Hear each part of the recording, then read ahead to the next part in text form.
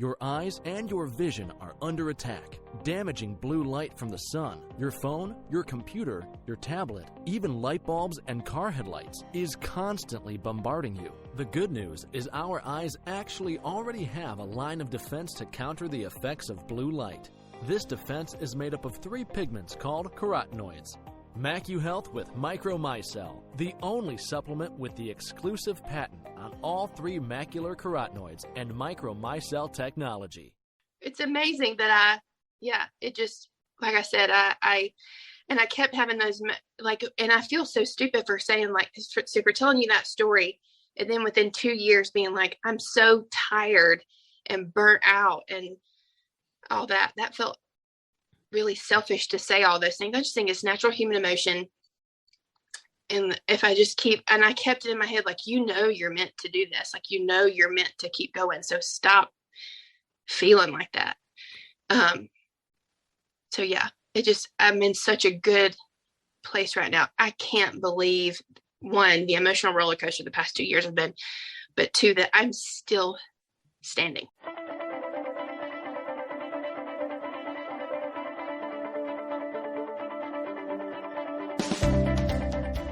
Welcome to the Vision of Leadership podcast. I'm your host, Ted McElroy. This podcast is dedicated to helping you find your wins, have a better quality of life, and become the best leader you can be. Hey, have you subscribed to this podcast yet? Don't miss an episode. They're worth every single thing you paid for them, which is nothing because they're free. I invite you to subscribe to the podcast by hitting the subscribe button. Give us a rating and a review on your specific podcast player. This helps us with our podcast rankings and makes it easier for people to find us. And as always, please support those who help support us.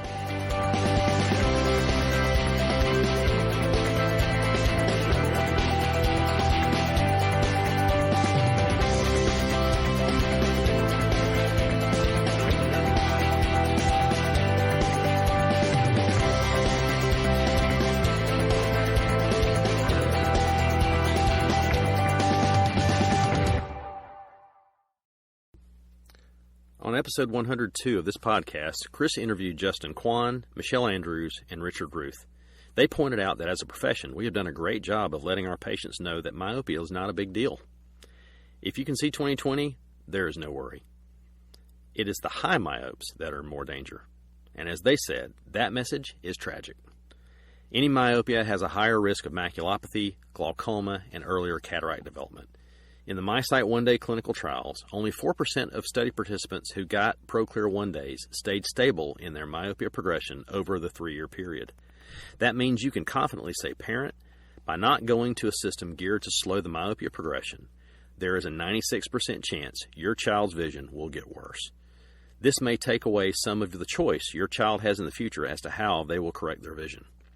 Choice, not fear of the disease associations with myopia, is what best resonates with parents when it comes to myopia control for their children. And with CooperVision's MiSight One Day, we now have an FDA-approved single-use contact lens to lessen the progression of myopia in our patients. Contact your CooperVision representative to find out more about MiSight One Day contact lenses. Welcome to the Vision of Leadership podcast. I am here today with one of my dearest friends. I know I say that a lot, but I really mean it. Dr. Haley Perry.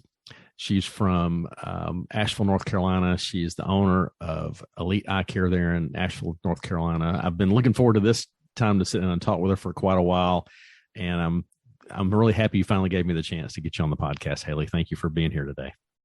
I am so honored. You have no idea. Well, the honor definitely is mine, and I'm the winner in the steakhouse on this one. I can promise you that.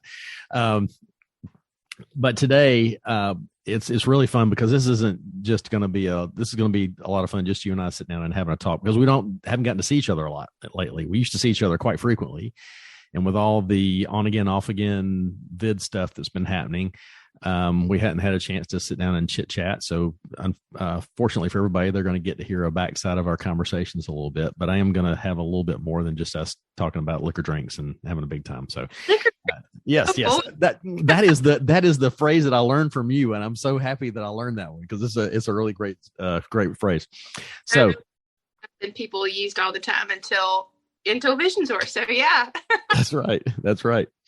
So to give you a little bit of a background, actually, no, I want you to give a little bit of background. What's your origin story? How did you end up where you're at right now? Oh my gosh, that is a loaded question. So I went in practice. So graduated. I always knew I wanted to go into private practice. I was all about the career first. Didn't really want to be a mom. Graduated. Wait a minute. You didn't want to be, you're a fantastic mom. You didn't want to be a mom? I was all about the career. I was very, very, very career driven. And the whole kid thing was completely an accident. My husband and I had been married for 3 years, but total surprise. I had to go off of my birth control pills because some of the problems that I was having, and they were, all the whole like, be careful thing. And then, I just kind of had that feeling of like, that's not going to happen to me. And it totally happened to me. So, graduated in 2005 from UAB, had my daughter. So graduated, sold a house, bought a house, started, the first big girl job, had a kid, all of that within 6 months. And that's 2005, I was in college. 2009, I don't even know what year it is. So 2009 was when all that happened. And then started in practice with a guy in my hometown and ended up buying a satellite office from him a couple years later, so 2011. And our buddy Kurt Steele got me into Vision Source sometime around 2012, I think. And then, so I made every mistake in the book as far as practice ownership goes. Ended up buying a second practice in 2014 when I had my second kid. I'll only have practices or start practices whenever I'm also having a child. That's the thing. Let's see. So second practice, then ended up merging them both together into one really good practice. And so that's where I'm at right now. Elite Eye Care is my one really good practice. So now, how far apart were the two practices to begin with? They were, I would say, according to my account, 8 country miles apart. So 8 country miles. Okay. Nothing between the two of them but country. So. Right. But you were still relatively close in it. And I guess having them so close made a lot more sense just to put them in one place. Did you bring one of the practices into the other practice, or did you merge them both into somewhere completely different? So the first one that I bought, when I say I've made every mistake in the book, it was truly like, I didn't know what I was doing when I bought it. I didn't look at the records. I didn't think about the location. I just thought it's an existing practice out in the country. And it was a destination practice. Like, people were to leave work and get there and then go back to work would have taken 45 minutes of their time just by itself. And then the second practice I bought was on like one of the busiest streets in Nashville, and very easy to get to, and, leave work, get your exam, go back to work, all within, a short period of time. So I merged the first one into the second one. So what was it that convinced you that having a second practice was a good idea? I mean, because you've got this other one. I mean, would it have been smarter just to, you see what I'm saying? I mean, it's a lot of people would have given up. Why did you decide, I'm just not going to give up, I'm going to keep going? Why didn't I give up? I don't know why I didn't give up. I don't like to fail at things, I guess. But the first one was just so bad. And I literally bought the second one thinking this will save the first one. And it just was kind of serendipity. It was another Vision Source practice that had decided she had lost her passion for being a practice owner and wanted to sell. And it just kind of all happened at the right time. It was pretty close. And to the first one, I never had the thought that I would merge the first one into the second one. I just thought, I've got a lot of debt to overcome with this first one, and this second one will help me overcome the debt for the first one, which was all the wrong thinking, but it all just kind of worked out. I don't know. I have a lot of faith, and I really think I've seen God's hand in everything that I have done. And that was one of those things where, like, I am supposed to be here doing this thing, because every time it was supposed to fail, it didn't. And so I can't blame that on anybody else. So, well, there's a fair amount of success despite me in my life too. So I understand what you're saying with that. I mean, and I see God's hand in multiple things that are happening in my life, practice, business, etc. That I'm thinking, wow, I can't believe I actually got through. Oh, that's why, because I had nothing to do with that, so yeah, I understand. I totally understand. So was Aaron doing representative work at this time as well already, or was this something he got into after you got into practice? So Aaron, he started when I bought the practice from the first guy. He was my business manager. And in doing that, we came home and that's all we talked about was eyeballs. And it was going so poorly. The funny thing about that is he wrote the checks and everything as far as our to income to our household. And he would only write the check to me. And he never wrote himself a check. And that was his thing, was I never paid him. He always said that. I never get paid. I don't get paid. So when things weren't going well, and I've told Kurt Steele this a lot, because he is the one who got me involved with Vision Source to begin with. I'm like, you really kind of saved my life in a lot of ways. Like that practice, he saved the practice, because I don't think if I hadn't been a part of Vision Source, I would have been able to have survived the parts that I did. And so that just the exchange of ideas and all of that really helped a lot. But then Kurt's wife, Sasha, was working for a company called Focus Labs. And it just kind of came up that we were at the exchange together, and things were not very good for us. And we had a lot of debt. Like when I say a lot of debt, like credit card companies were calling us, like we could not pay our bills. And Sasha introduced Aaron to Greg Rideout with Focus Labs, and he got offered this job. And it was again at the right time, because we had really no other income at that point. Like I wasn't paying myself hardly anything. I was just trying to pay bills for the office. And so he got that job, and that was working for them, which was great, because he did not love working with his wife. So that was great for our marriage, great for income for our household, all the things. So after that, he then moved into another sales position with a completely out of eye care. And then now he is with Essilor he's our territory rep in North Carolina, Western North Carolina now. Wow. Bonus. You got somebody right there to take care of all your problems with the lab. Yeah, exactly. Except I told him, I was like, I get way less Starbucks now that you're my rep than when the other guy was my rep.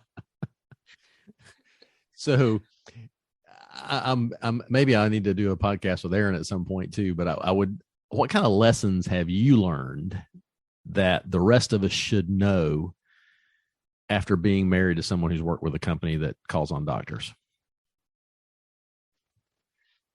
That's interesting, because I kind of, in doing my admin stuff this morning, had the thought of because I was sitting at the table and he was sitting right here having his call with his boss.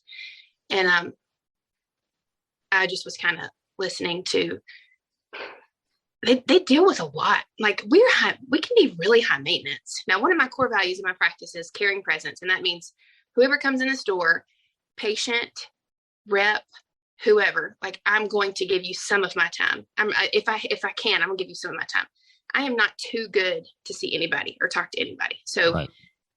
I like to think that I am not one of those high maintenance doctors, except I would like for you to bring me Starbucks sometimes. Even if it's just to the house. Yeah, exactly. But so just thinking about some of the things that they have to deal with as far as we like to be impressed, and that's great, but it just seems really high. A lot of it seems really high maintenance, and I feel bad for them about that. But so what do doctors need to know? We need to know that they're humans too. Obviously, mistakes can get made, and you just, I don't know. I think relationships are important, but don't be so high maintenance. Is that fair? Yeah, I think it's fair. One of the things I've tried to remember this again. I hope I'm not high maintenance. I try not to be high maintenance, put it that way. But one of the things I try to keep reminding myself is these people are our partners too, because, they're supplying hopefully great product that I'm going to take care of my guest with. And in turn, what I'm doing for them is making them look good with their bosses and so on and so on. So hopefully we can work out a partnership together that will be mutually beneficial for both of us, Yeah.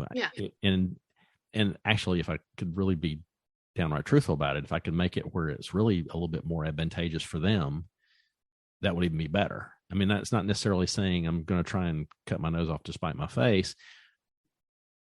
But if I'm thinking in that mode of I'm going to try and make sure that this deal is kind of a little bit better for them than it is for me, we really, truly do both win that way.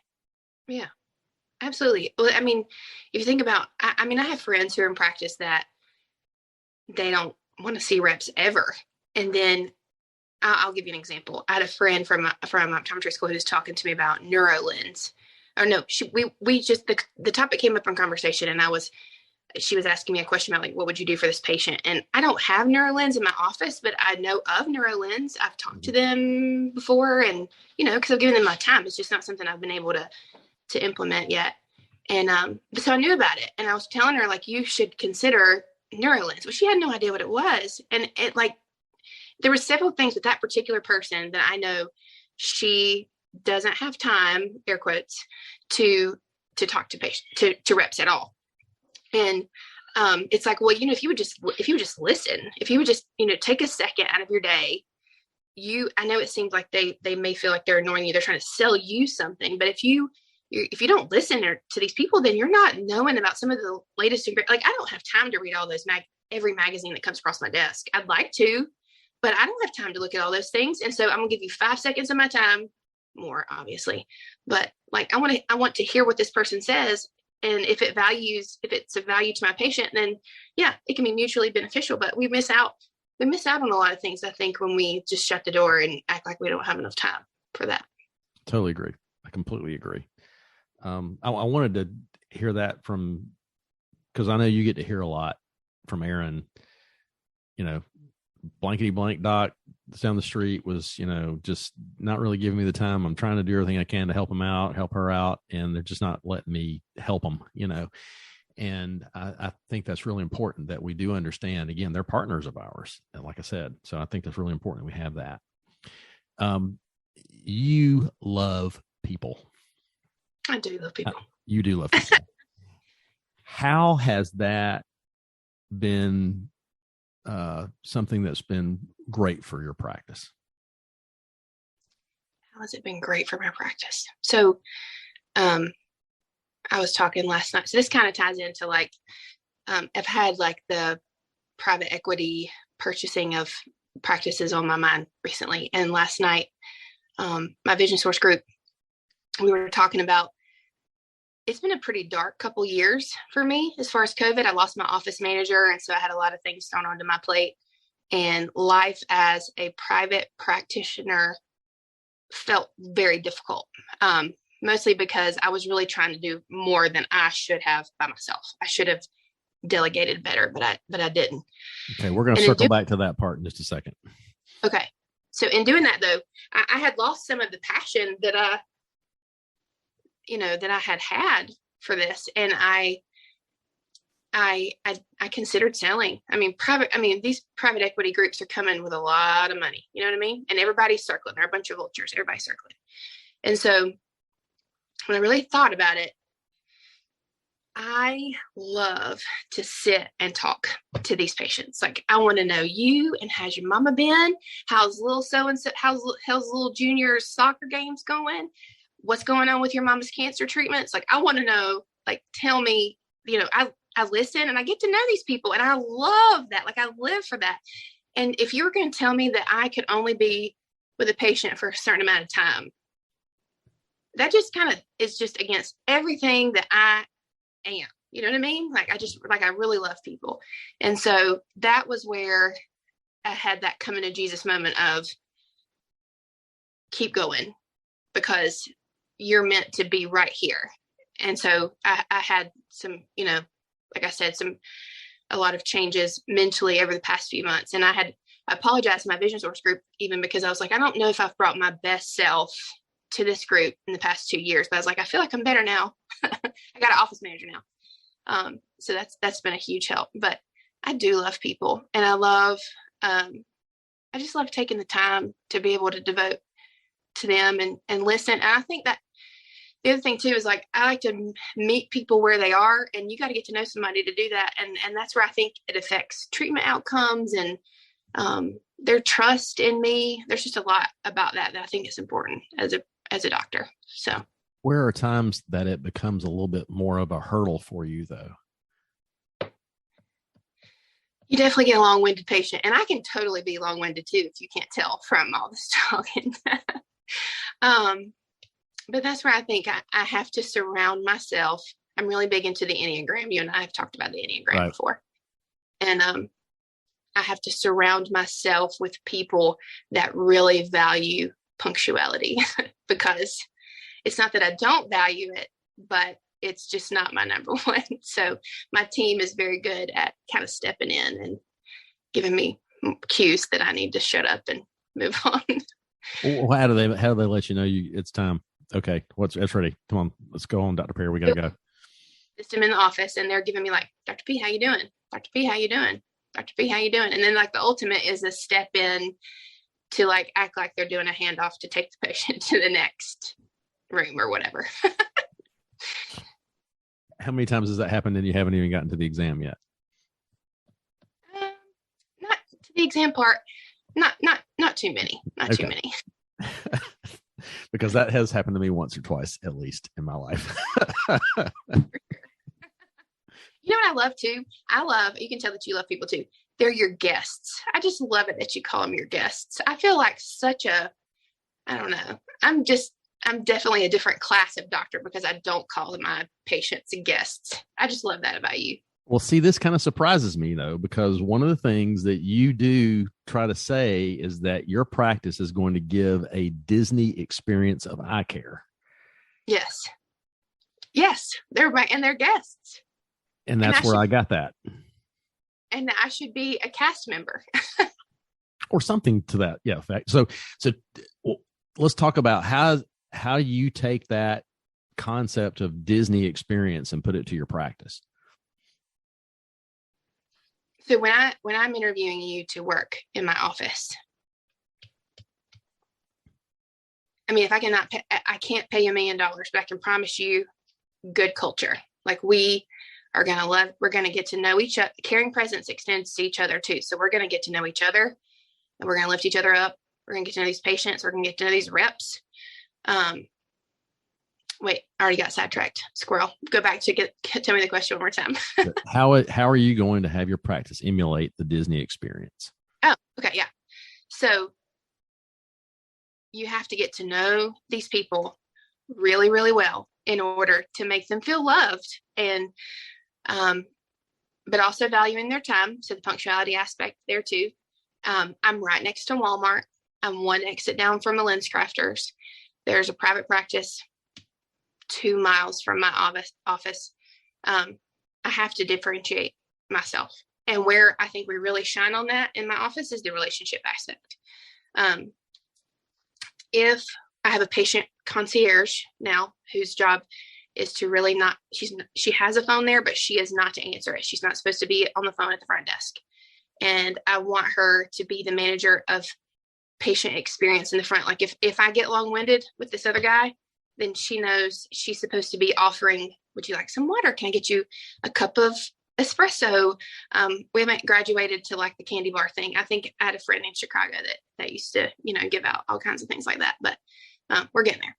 But yeah, I think just really this way that I talk to you is also how I talk to my patients. Like I'm not the I know better than you kind of doctor. Like I want you to feel like I'm your little sister, your, girl next door, and that you trust me. And then that's where I know you, and you can't talk to other doctors like this because they don't know you as well as I do. Does that make sense? Yeah, it does. It does. So the relationship side of things probably is the bigger part of it. the making sure also that your guests are taken care of in a way that they want to be taken care of, and you're taking their wants and needs into account before you act. Yeah. So like practically speaking, like everybody, we have a huddle every morning before we start patient care. And so we go through every patient, like, so because we want to make sure we know what specifically each person is coming in for. Let's not miss a test that they should have had this, that we intended for them to have this time, that kind of thing. But we also talk about like, so you remember she was having her cancer treatment done and she was feeling really sick last time. So if she needs a soda, let's just make sure we're prepared for that, or any little nuance like that. Or let me try to think like, or we had a chef who won an award and we wanted to make sure he knew that, that we knew about that, and congratulations. And so we're going through those little details of what we know about their lives, as well as what the patient care experience is going to be like too. So without stalking them, how are you finding this information out? Well, and I mean, it's, like I think the chef thing came across like a newspaper article that was on Facebook or something like that. So yeah, I'm not stalking them. Well, that's a good idea. That'd be a really good experience to know, hey, I know that you need sunglasses because you look like you like to hike on Facebook. You're outside a lot.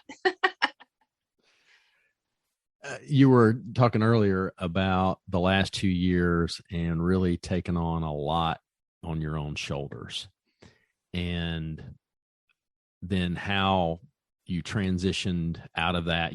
Part of that again is bringing on this new person for your team. But how did you realize you were doing too much, and how did you transition into the not to getting someone else to take care of it for you? I was miserable. Absolutely, just really, really not.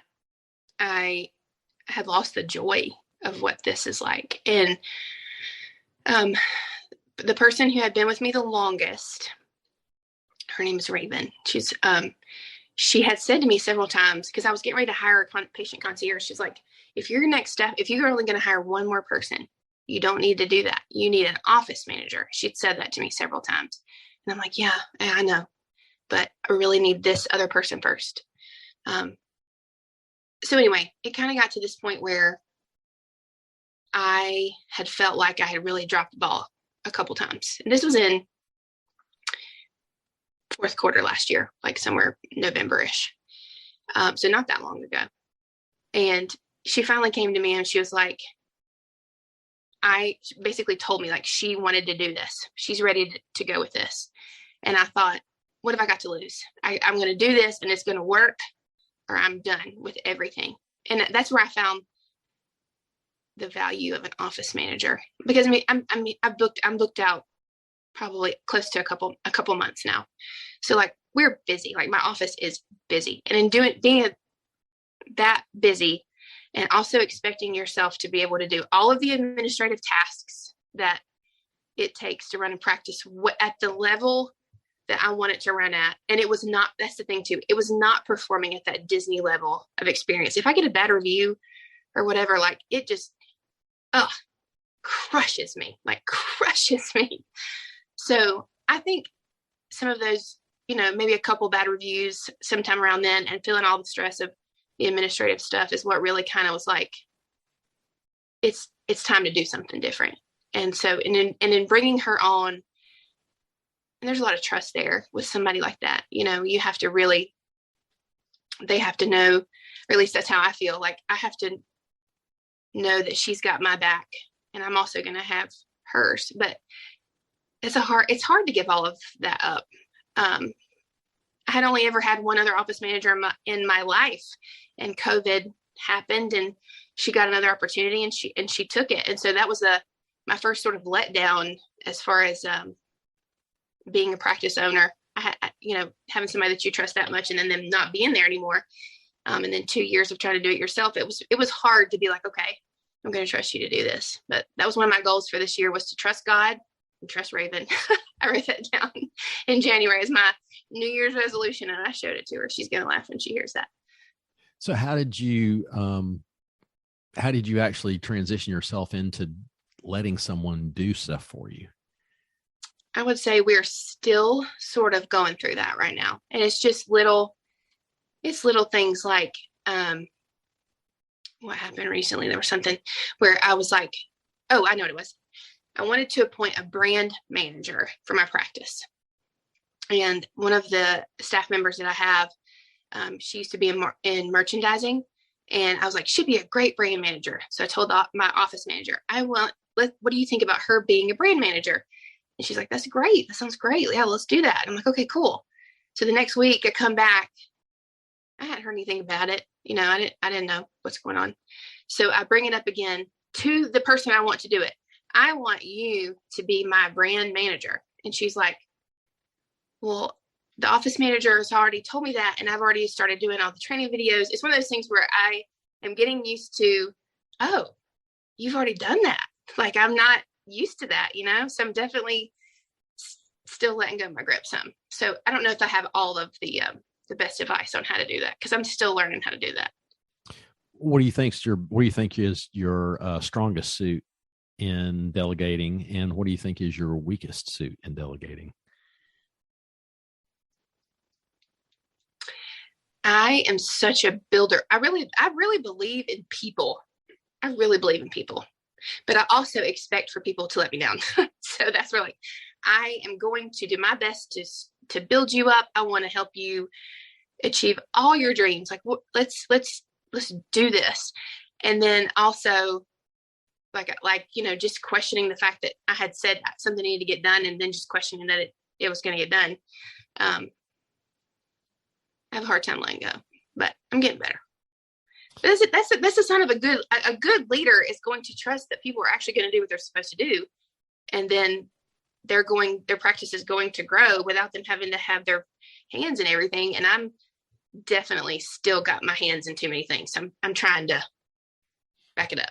So you're still transitioning from working in the practice to working on it.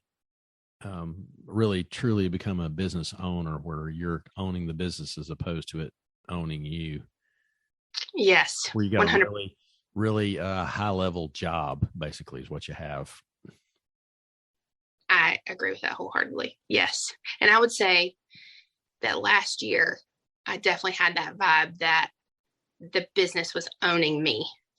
And then this year, I've already set out, because, if you think about it, I was talking to my team and I was like, you guys get 2 weeks, 3 weeks, however many years they've been there. You guys get that many days off. And when I think about the days I have off, I don't get that many days off, because if I'm not there, because I'm in solo practice right now, but I'm kind of in the works of trying to hire more.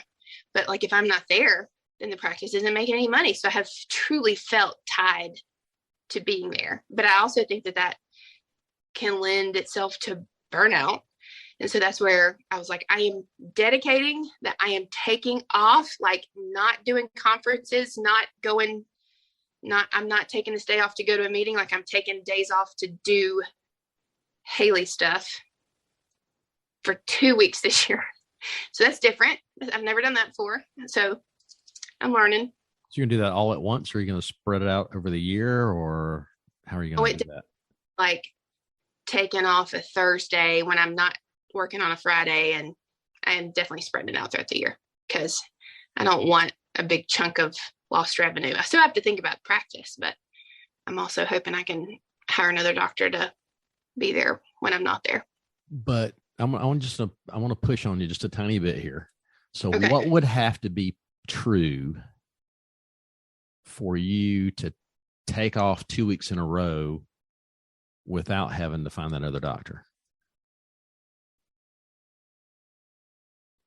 I would have to wait. When you say without having another doctor, you mean like? Yeah, I mean, like, it's still just you. I mean, because you're telling me right now you can't take off 2 weeks in a row, and I'm betting you can.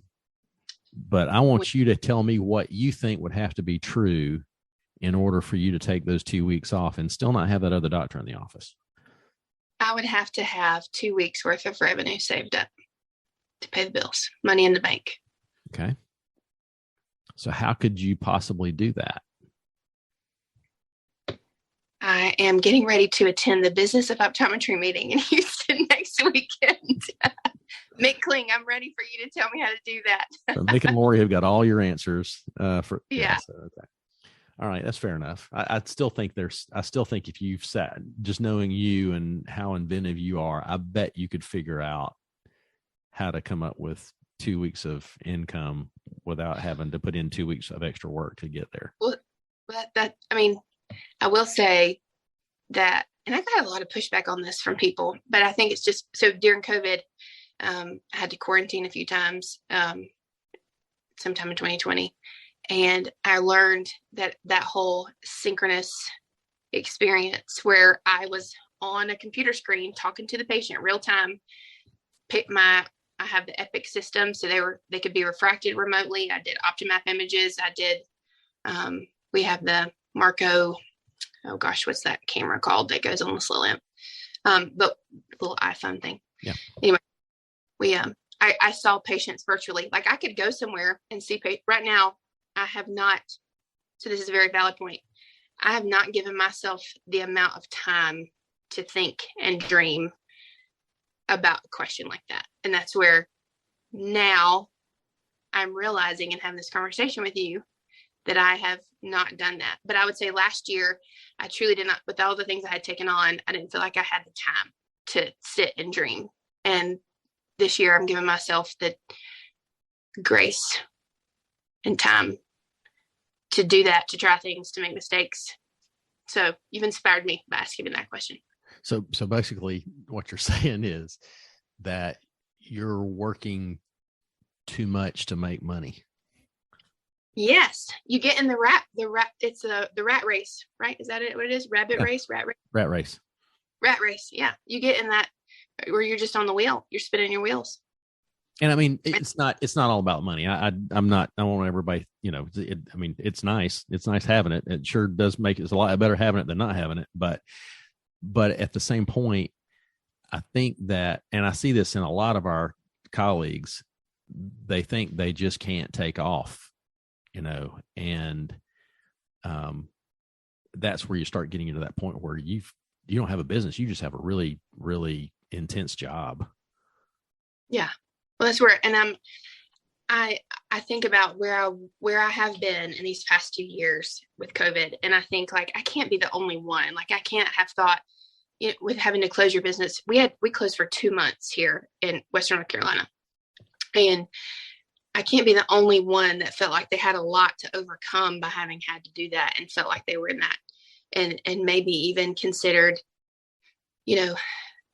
how many practices are we losing from private practice to private equity groups, that kind of thing. Like, I just think I can't have been the only one that had all of those feelings. And but again, like the thought of making that transition to somebody telling me what to do it would have been that glorified job. You know what I mean? Like at least now I have this time to be able to sit and think, well, I've never thought about that, Ted. Like I need to go dream about how I'm going to make 2 weeks for, how can I still make money for 2 weeks and take 2 weeks off?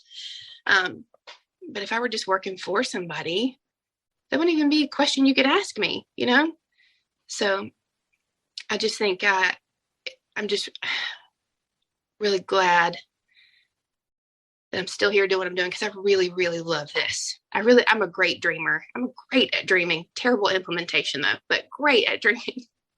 Well, do you have anybody in the office that implements really well, that completes you, to use a Jerry Maguire kind of type kind of thing? Yeah, totally. Now, I do. And they were always there. It was just that whole let go thing. So you're a control freak who doesn't finish stuff. Yes. That's a great combination. Well, I'm the same way, so I know exactly how you feel. Yeah. You were talking about your team, and it seems like I'm not going to say all practices, but most practices have a Miss somebody in their practice. I was looking at your website earlier, and you have a Miss Jennifer. I've got a Miss Brenda and a Miss Nora or Noreen. Wait, is that on my practice? On my website? Yeah. Jennifer? Yeah, you got a Miss Jennifer on there. So tell me about Tell me about your Miss Jennifer and what she has been for your practice in the past. So Miss Jennifer is my mother-in-law. Nice. So at the time we had a Jennifer. So when the practice started, we had a Jennifer who was the office manager at the time. And then we had, and Jennifer was like in her 40s. And then we have Miss Jennifer, who's in her 60s. It's my mother-in-law.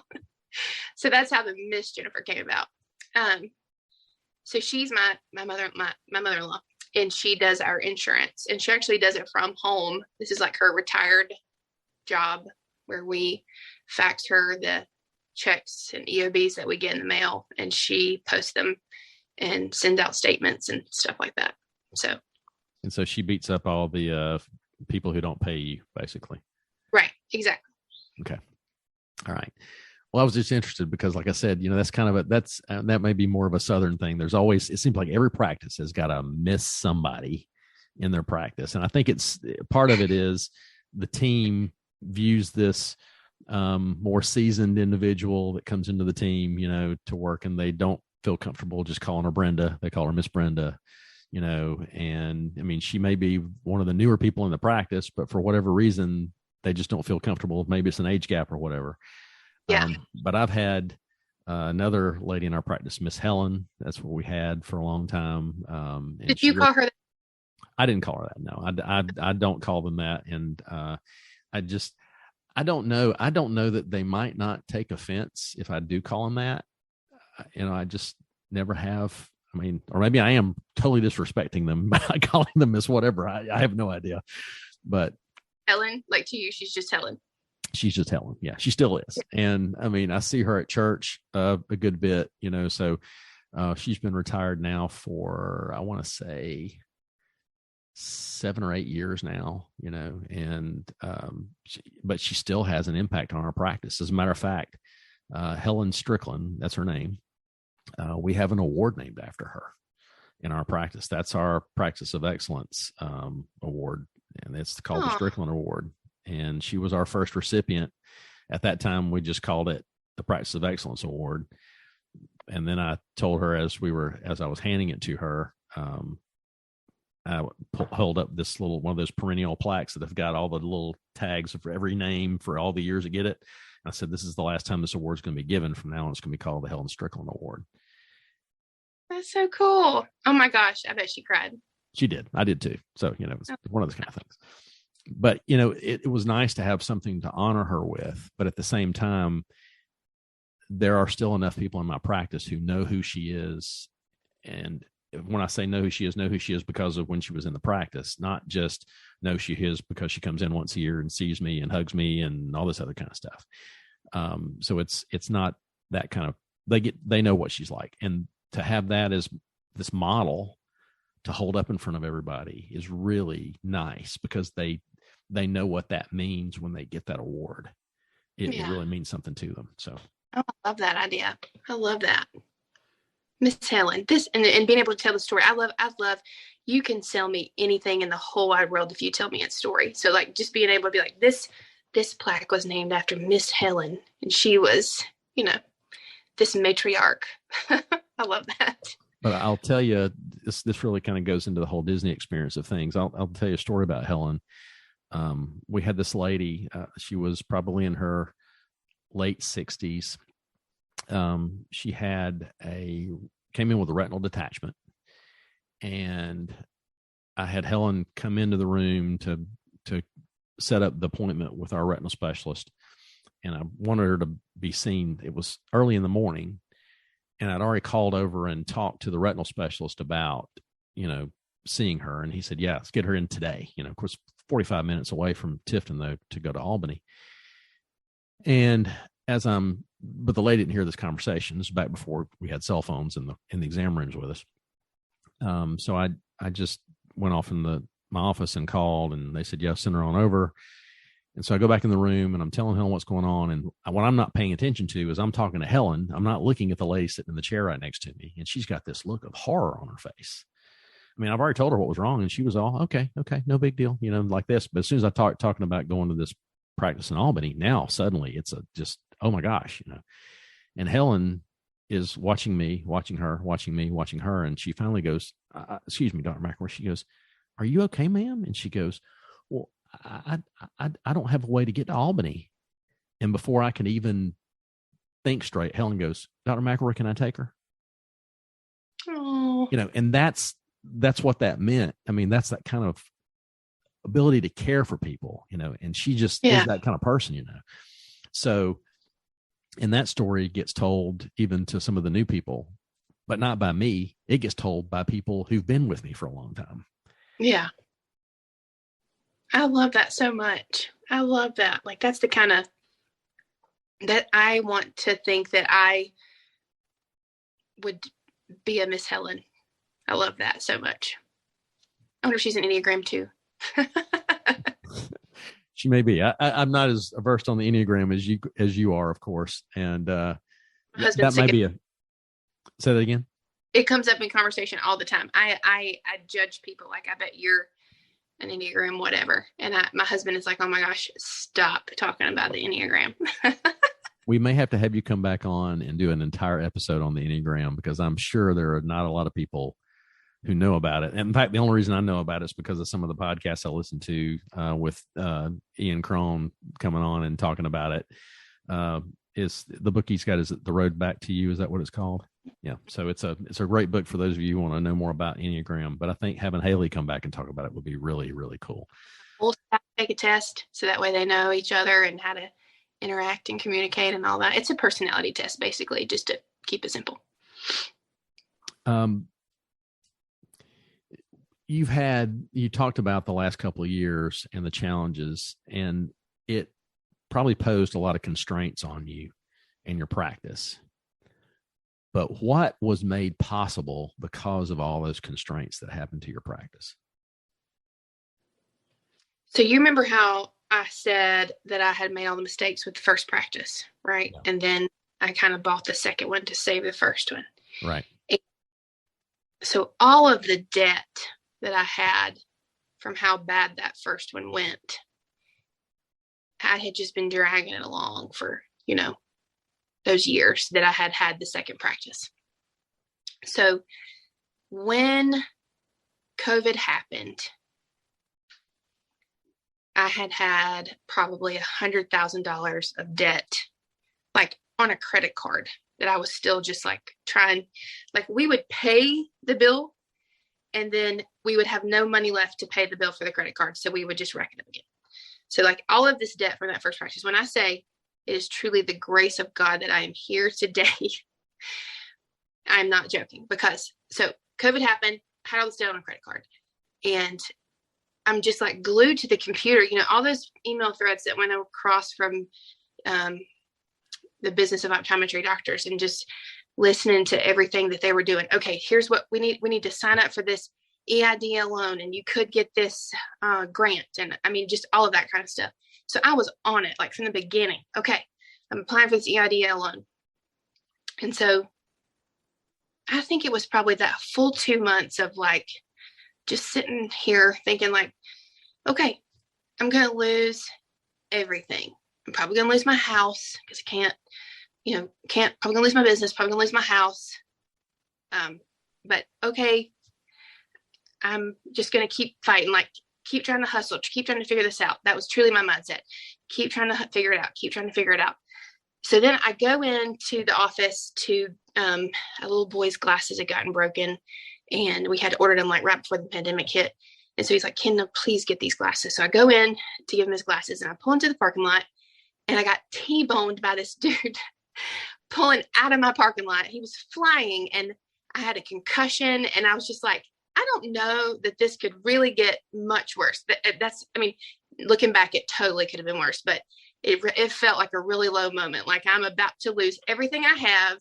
And now I can't even try to hustle to try to save it, because the doctor was like, just lay down, like rest.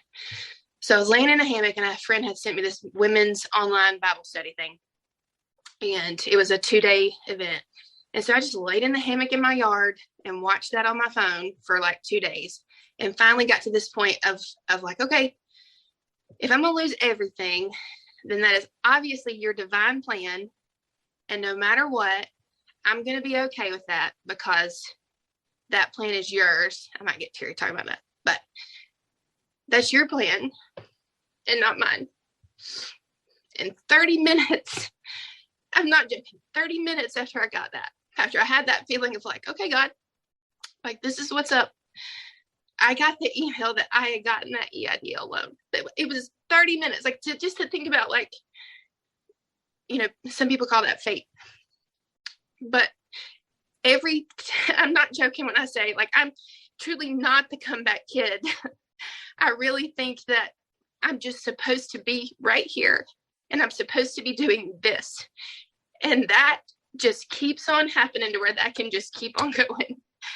So what came out of the pandemic for me was I have this lump of money that I still owe, and I'm able to pay that back now because I got that loan.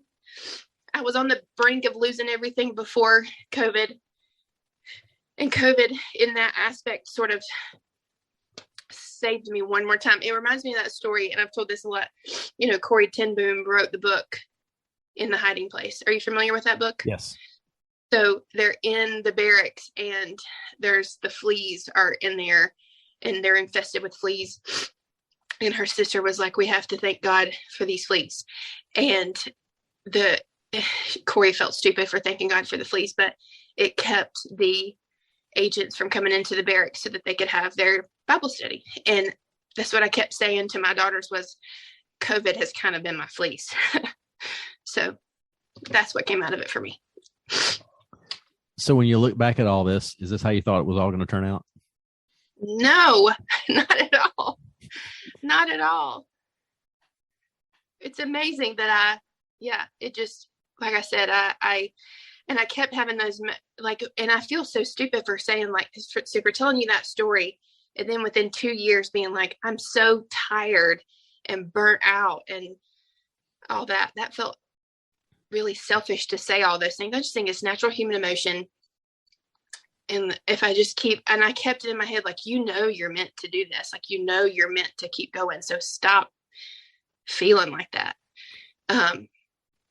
So yeah, I'm in such a good place right now. I can't believe, one, the emotional roller coaster the past 2 years have been, but two, that I'm still standing. I don't think you should feel guilty for thinking what you thought a minute ago about being sort of burned out on that. I think that we as business owners and leaders and whatever level you're at, I think that just the amount of decision fatigue for the last I've made more decisions in the last 2 years than I think I've made in the first 26 years of my practice. It just seems like it, at least. And they've all been, and none of them have been, if we do this, it'll be okay kind of things. It's like, this is a life or death situation for this practice. If you don't make this decision right, it's over. Forget it. Right. Yeah. No, totally agree. I mean, it came down to so much to the point of like, so I had a team member, she's pretty vocal, and it's really great most of the time. Sometimes it's just really not, and we're in our office meeting, and I've become a lot less of a rule follower over my lifetime, but I'm still kind of a rule follower in a lot of things, especially when it's something that can potentially ruin my business or, take us off the planet.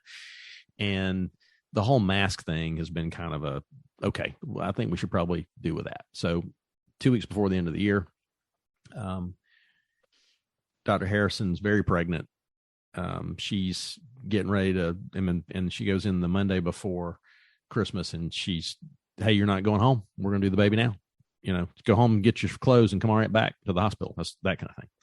So she's out a week earlier than she was planning on being out. The first week back, just because of new crazy turmoil-y kind of stuff starts bubbling up. And this particular staff member goes, Dr. McElroy, these mask things, I'm tired of it. I'm just sick of it. I've had enough, and that sort of got the whole team kind of rumbling about it. And I said, look, what would it take for us to decide to do this kind of thing? So we walked through a process of, if a guest is going to wear a mask, then we're going to wear a mask. Is that okay? Can we still do that? Yeah, we can do that. So how are we going to tell people it's okay to wear a mask? Well, some people are coming in without a mask on anyway, and we're having to tell them to do it. And it's just getting tiring to tell them. And I said, so, okay, we'll just let our guests be our guide. And, I agonized over this decision.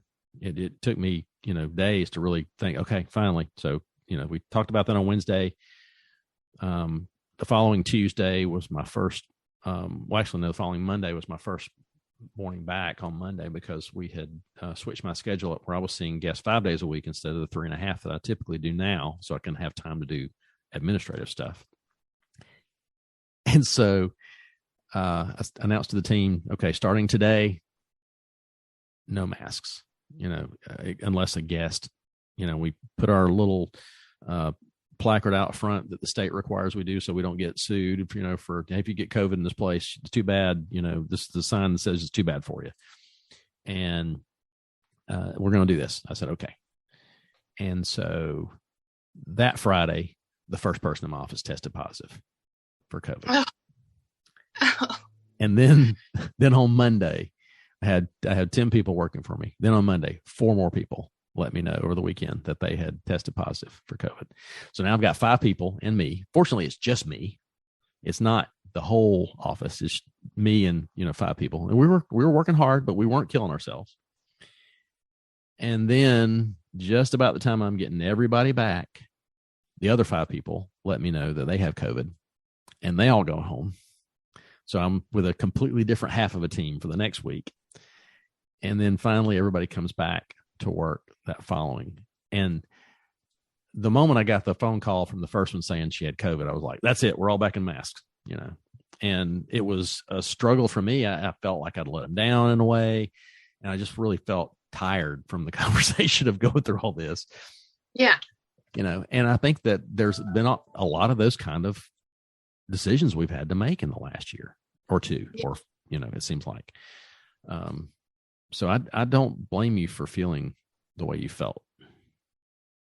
Yeah. Well, I have lost. I mean, yeah, I think the other part of that too is that I am such a people pleaser, and no matter what, with it, making it, whatever decision you make, somebody is not pleased, Mm-hmm. And so that's really hard to live. This is where I know I couldn't ever be a politician. I cannot live in a space where I can't try to make everybody feel loved. And you just can't do that in COVID, for sure. So what I want to do is make sure that we get, what's the one thing that everybody should get to hear from you before we finish up today? Oh, what is the one thing? I think that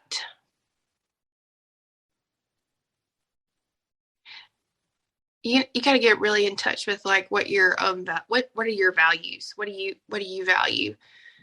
For me, that's the exceptional patient experience and being able to spend time with my family. And so what does that look like? And I'm also I'm preaching to the choir here too. What does that look like when it comes to your business, running a business, taking care of your family? Like, what does that look like? And dream about that a little bit. That's what I'm going to do, because you asked me that question. You caught me off guard. So I'm going to make sure I dream a little bit about how to go work for 2 weeks, or go somewhere for 2 weeks and not have to worry about hiring somebody else. We're going to figure this out for you, Haley. We're going to figure this out for you. Yeah. I'm really excited for what this is going to bring for you this year. And I'm so thrilled that you sat down with me today to talk. Thank you. I was so excited you asked me to. I love this podcast. It's one of my favorites. Good. Thank you.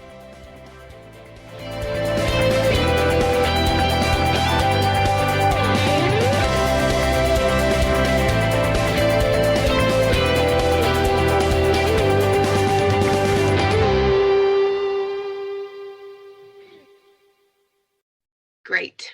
Go ahead. It was a mess to get connected to this right here, because I was going to do it at my office, and my staff is still there. They're supposed to be gone, but they're still finishing up a few things. And then my computer is about to die. And then I had to make sure I had all my notifications turned off on my phone. So this could be a hot mess. So we'll see how it goes. I'm sure it's gonna be great. Yeah, I logged in on the Zoom link and it said the Zoom is unavailable, and I was like, okay, so let's make one up right quick. So just perils of technology. Get my husband out of the house, and he was like, "You are a mess," and I was like, "Well, I think Ted wants to talk to me about like how I'm a mom and organized and stuff," and he was like, "I need to." He's like, "I need to talk to him because this is not going to go well for you."